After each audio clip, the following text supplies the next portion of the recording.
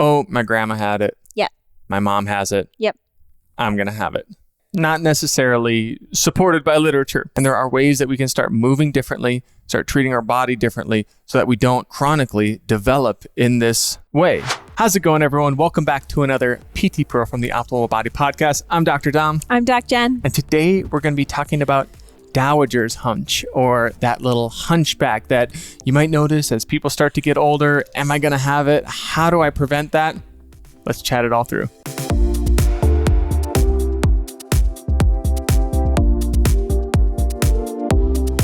Let's talk about the famous hump.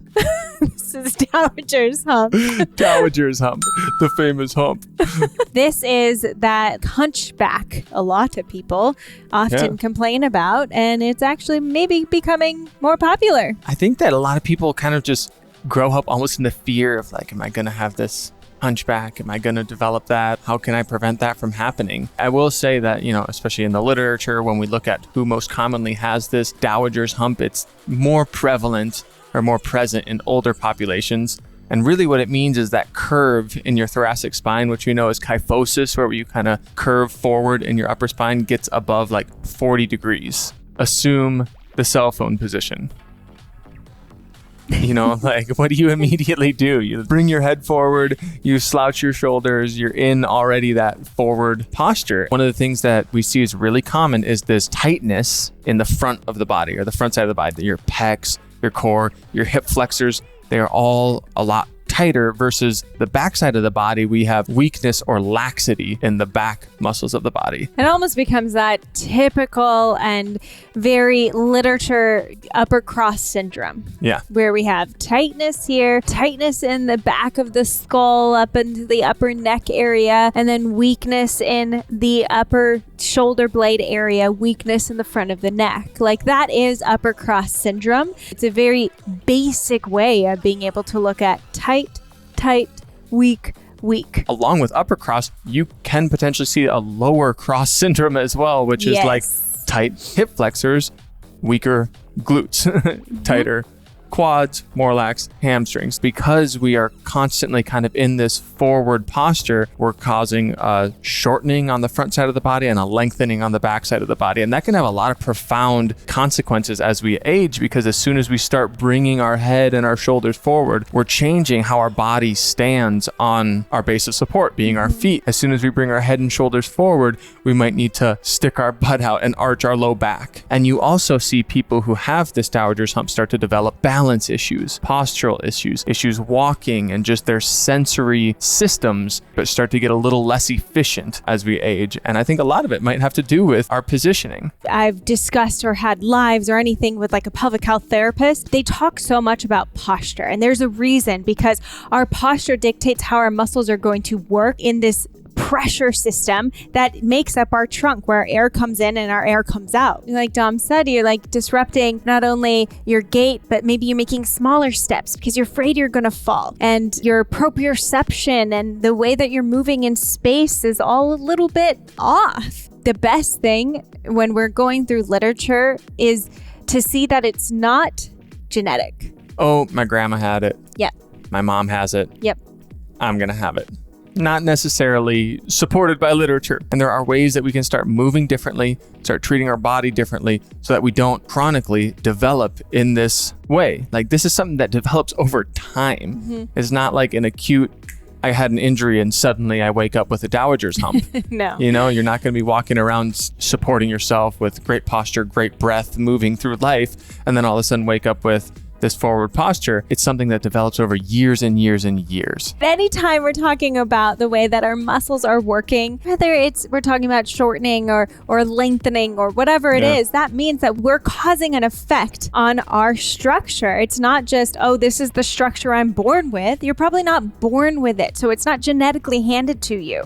This is something that you get to have the ability to change. This takes years to develop, and we don't usually see it until you're older, or maybe even in your 30s now, because of the way technology is and our works and our job and everything is forward, and we're becoming more stagnant within our body. So yeah, we might even see it a little bit earlier. I wouldn't be surprised if the literature starts popping up that we're seeing it at younger ages. What can we start doing differently to influence movement and to influence our musculoskeletal development in our body so that this doesn't just become the norm? If somebody was willing to devote 5 minutes to this, what would you tell them? Take 30 seconds every 30 minutes. Or something every 30 minutes to an hour. It doesn't even have to be getting out of your chair to change your posture and do something different.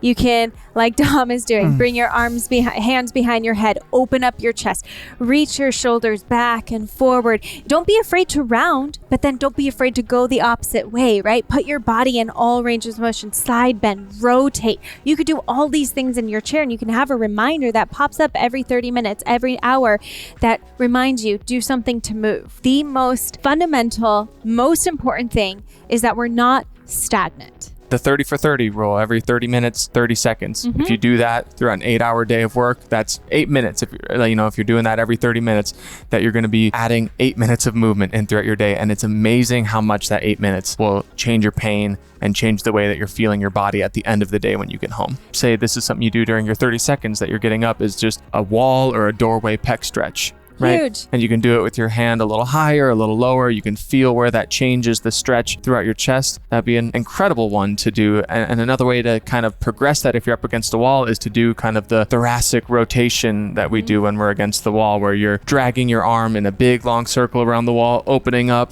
rotating through your upper back. That also kind of helps you stretch through the opposite hip. So again, a lot of things that are just putting your body in a different position than sitting at the computer or sitting looking at a phone. Exactly. And hey, hint, hint, a lot of these things we do it in the plans and programs. Like this is exactly what I plan and program into. And especially pec stuff, quad stuff, hip flexor, because I know that people are so tight. I'm so tight in those areas. I'm working at a computer all day long. When we're saying these things as like reminders, it's reminders to myself as well.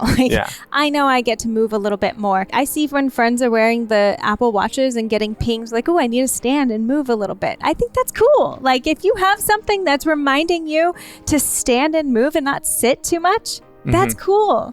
Yeah, I mean, that technology can be a huge thing to be a physical reminder that will eventually hopefully become an automatic thing. Yeah. But like Jen was saying, if you haven't checked out the Gen Health platform yet, go to gen.health. You get a free week to explore the platforms, to explore the programs, and really all the amazing information that's on there. So go check that out. We can't just look at the upper body when we're talking about this. Yes, that's where the prominent problem that we physically see is, but we know that there's issues in balance. So that means that we get to look at the ankles, from strengthening to mobility, how the feet work, how much are you wearing shoes all the time? Like I tell my mom, don't wear your shoes in the house. That's taking the proprioception and the ability of your feet to feel.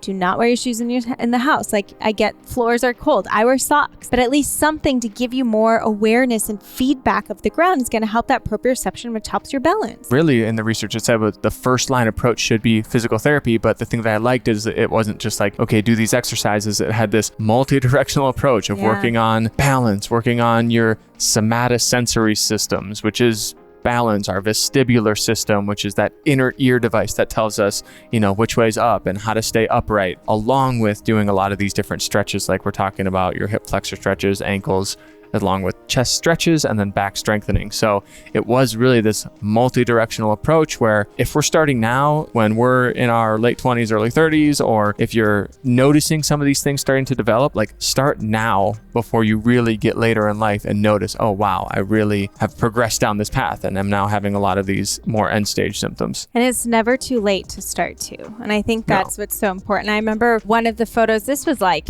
years ago now, but it's still prominent in my mind. I think she was a trainer and she worked with a woman who had a Dowager's hump and she was quite later in age. And then to like years later, let me say that again. Years later, they worked together and she's standing up straight. And it was such a cool thing to be able to see that someone older was able to create this change. A place that you can even start if this is something that you are dealing with.